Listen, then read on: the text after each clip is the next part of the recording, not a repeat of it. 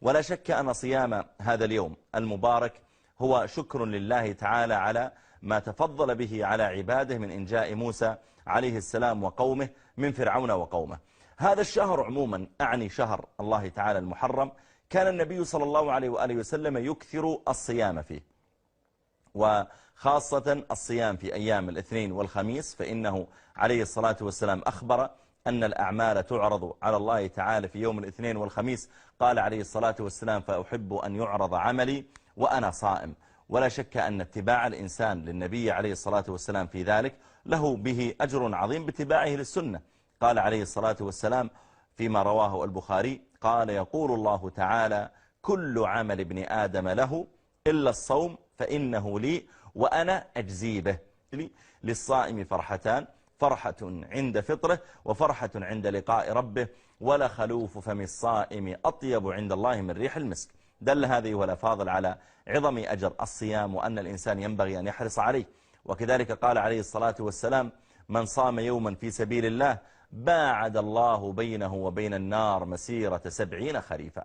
باعد الله بينه وبين النار مسيرة 70 خريفا. وقال صلوات ربي وسلامه عليه أيضا مادحا الصيام، قال: إن للصائمين إن للجنة بابا يقال له الريان يدخل منه الصائمون. قال: فإذا دخلوا أغلق فلم يدخل منه أحد بعدهم أو أحد غيرهم.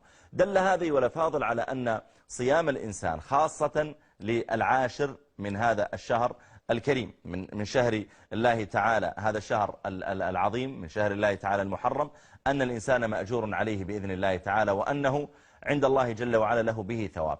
إنما أنبه هنا إلى مسألة هامة، وهي أن النبي عليه الصلاة والسلام لما صام هذا اليوم نبه صلوات ربي وسلامه عليه على أهمية مخالفة اليهود، فأمر صلى الله عليه وآله وسلم أن يصام يوم قبله أو أن يصام يوم بعده. فقال عليه الصلاة والسلام لما ذكر الصوم قال: لئن عشت إلى قابل، يعني لئن عشت إلى السنة القادمة لأصومن 9 والعاشر. وأمر صلى الله عليه وسلم أن يصام يوم قبله معه أو يوم بعده. إذن السنة أن يصوم الإنسان 9 والعاشر من شهر الله المحرم، أو أن يصوم 10 و11. فإن لم يفعل هذا ولا هذا فإنه إذا صام اليوم 10 فقط فلا بأس عليه، ويعتبر له الأجر بإذن الله تعالى، أن الله تعالى يكفر به السنة الماضية.